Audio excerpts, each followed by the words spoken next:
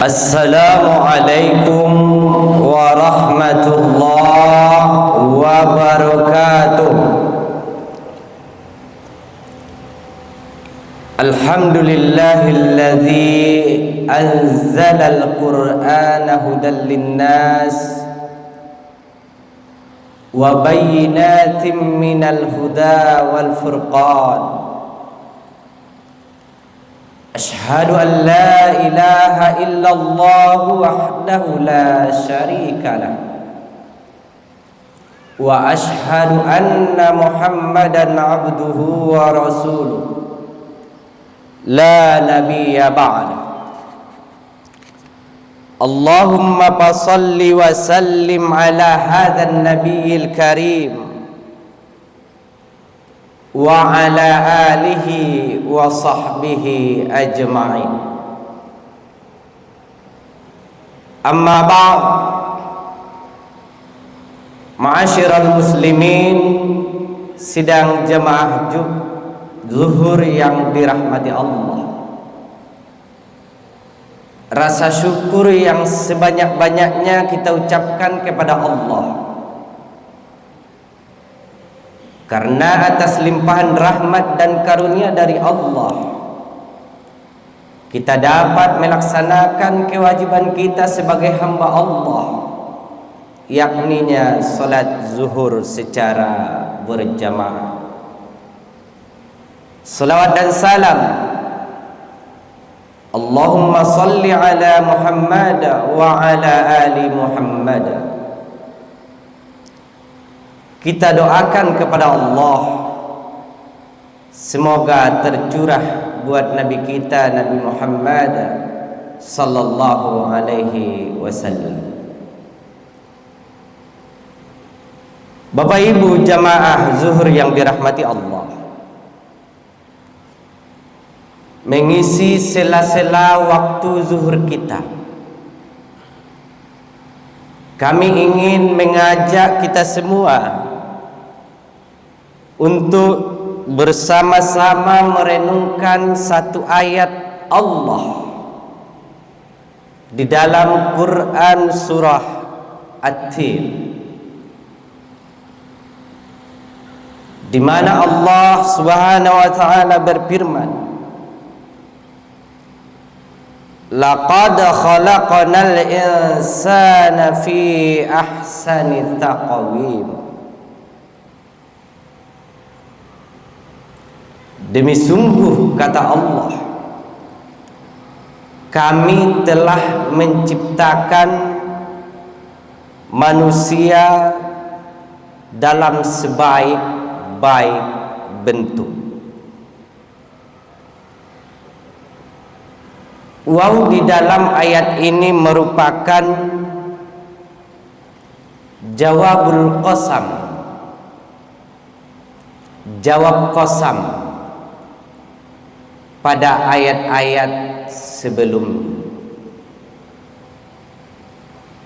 Di dalam ayat sebelumnya Allah berfirman wat-tin waz-zaitun wa turi sinin wa hadzal baladil amin.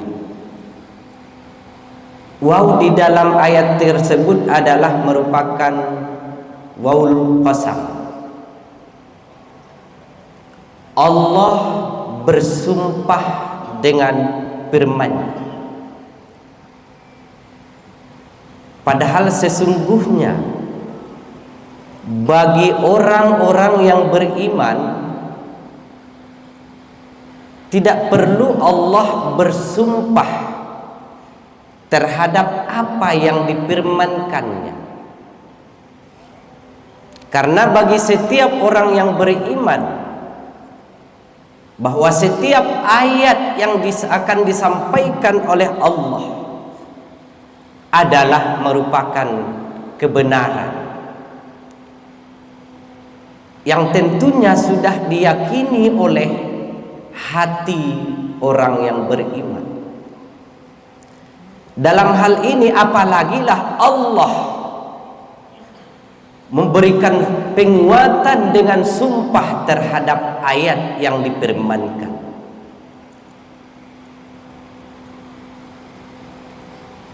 apa Allah bersumpah dengan ayat yang difirmankan? Setidaknya para mufassir menjelaskan ada beberapa alasan kenapa Allah masih tetap bersumpah dengan firman-Nya. Misalnya wattin wazaitun. Di antaranya adalah banyaknya manusia yang masih ingkar, yang tidak mau mengambil pengajaran dari apa yang difirmankan oleh Allah tersebut. Maka di sini Allah mengungkapkan, menjawabnya, laqad khalaqanal insana fi ahsani taqwim. Demi sungguh, kata Allah, kami telah menciptakan manusia dalam sebaik-baik bentuk. Dari berbagai macam ciptaan Allah, ada ciptaan Allah berupa malaikat, ada ciptaan Allah hayawan, hewan, ada ciptaan Allah nabat. Secara klasterisasi dan kelompok-kelompok ciptaan Allah, maka kelompok manusialah sebenarnya ahsani taqwim, sebaik-baik bentuk. Manusia yang paling lengkap. Manusia Allah ciptakan pikiran. Tidak Allah berikan ciptaan itu untuk hayawan. Manusia Allah ciptakan nafsu. Allah tidak menciptakan nafsu tersebut untuk malaikatnya. Maka tatkala manusia dalam kategori insan mampu mengontrol nafsunya dengan keimanan dan akal yang dia miliki, pada posisi tersebut derajat manusia itu akan naik. Akalnya mengalahkan keinginannya, akalnya mengalahkan nafsunya. Itulah manusia yang insanun kamil. Tetapi sebaliknya, bila manusia sudah digerogoti, sudah dikuasai oleh nafsunya sendiri, maka pada posisi itu Allah mengatakan, ulaika kal an'am balhum adall. Mereka itu lebih seperti binatang, bahkan lebih sesat dari binatang. Wajar Pak, ketika seekor sapi memakan rumput yang bukan milik tuannya, karena dia tidak dianugerahi pikiran untuk memilih mana yang milik tuannya. Maka dari itu, ketika manusia masih berani juga mengambil yang bukan haknya, memakan yang bukan haknya, menggerogoti uang rakyat, maka ulaika kal an'am balhum adall. Maka oleh karenanya, manusia yang masih berani korupsi, manusia yang masih berani mencuri, mereka lebih hina daripada binatang. Dikemanakan itu akal? Allah Allah sudah meletakkan akal pikiran kita lebih tinggi posisinya dibanding yang berbau nafsu. Katakanlah yang nafsu itu mulai dari mulut sampai ke bawah, tetapi akal kita Allah letakkan posisinya di atas. Tidakkah kita melihat apa makna posisi dari seluruh tubuh kita ini diciptakan oleh Allah? Kalau sapi itu posisi kepalanya sama dengan posisi nafsunya, datar. Manusia Allah tinggikan posisi akalnya untuk membedakan mana yang hak dan mana yang batil. Maka dalam ayat ini Allah memang memilih terma untuk kata manusia itu dengan kata-kata insan. Jadi di dalam Al-Quran setidaknya ada 5 kata yang biasa kita temukan yang menunjukkan artinya manusia. Ada kata yang digunakan oleh Allah dengan an-nas. Kata ini setidaknya Allah gunakan di dalam Al-Quran sebanyak 240 kali, yang artinya manusia itu sebagai makhluk sosial yang tidak bisa hidup secara sendirian.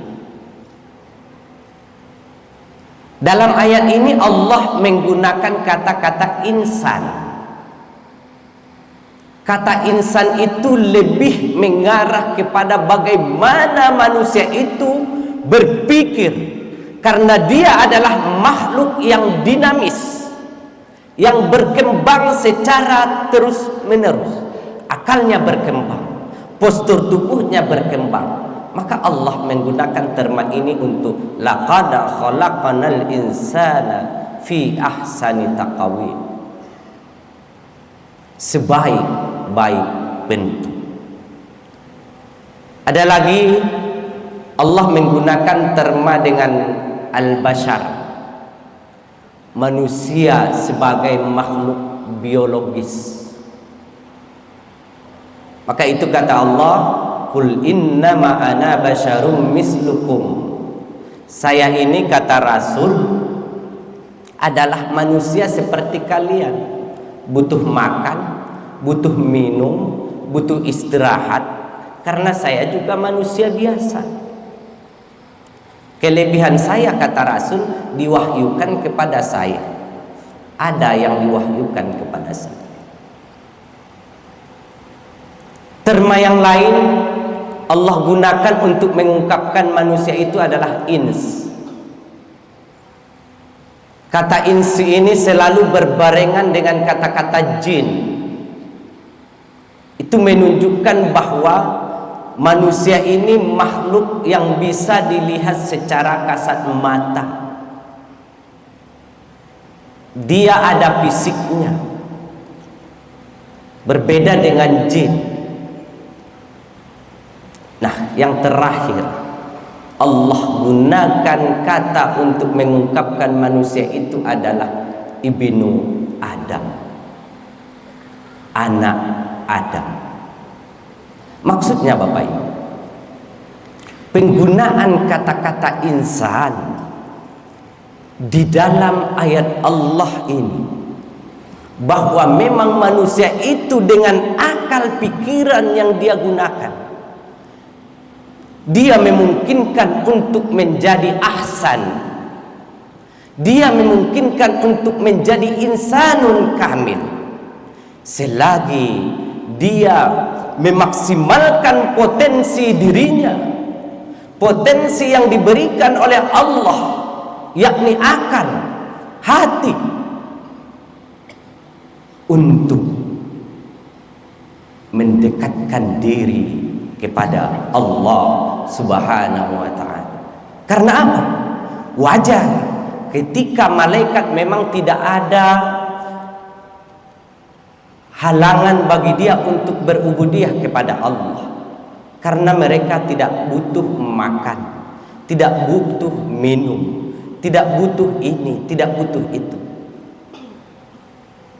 Nah, bila manusia bisa mengalahkan keinginannya tersebut guna mendekatkan diri kepada Allah, maka pada posisi itulah derajat kemanusiaan kita insya Allah akan mulia di sisi Allah Subhanahu wa ta'ala. Mudah-mudahan dengan penyampaian yang singkat ini kiranya kita semua menjadi bagian dari insanun kamil ahsanu taqawim. Semoga Allah memberikan hidayah kepada kita semua. Terima kasih atas segala perhatian. Mohon maaf atas segala kekurangan. Fastabiqul khairat. Wassalamualaikum warahmatullahi wabarakatuh.